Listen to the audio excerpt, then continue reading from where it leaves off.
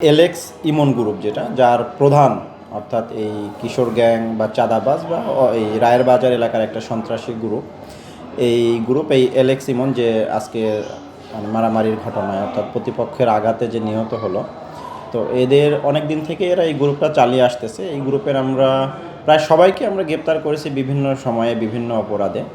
তাদের গ্রেপ্তার করে আদালতের মাধ্যমে জেলখানাও পাঠানো হয়েছে। পরবর্তী সময়ে তারা আবার সেখান থেকে বের হয়ে এসে আবার কেউ কেউ আগের কাজে লিপ্ত হয়েছে, কেউ হয়তো এলাকা ছেড়ে চলে গেছে, কেউ হয়তো আর এদের সাথে নাই।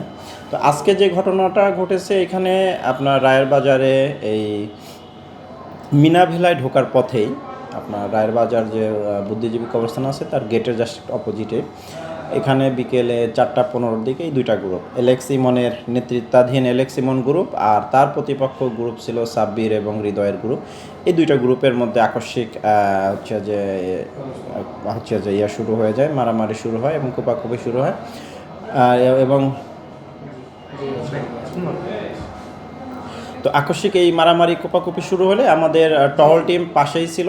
তারা খবর পেয়ে সাথে সাথে ঘটনাস্থলে উপস্থিত হয় এবং উপস্থিত হওয়ার ফলে একদম ঘটনাস্থল থেকেই আপনারা 3জন কে গ্রেপ্তার করা হয় এবং তাদের কাছ থেকে ঘটনাস্থল থেকে 3টা বড় চাপাতি, একটা বড় সোরা, একটা হচ্ছে কাটার উদ্ধার করা হয়েছে এবং যিনি আহত ইমনকে পুলিশ সোহরাওয়ার্দী মেডিকেলে প্রাইমারিলি পাঠানো হয়। সেখানে পরবর্তীতে কর্তব্যরত চিকিৎসক তাকে মৃত বলে ঘোষণা করে। এই ঘটনায়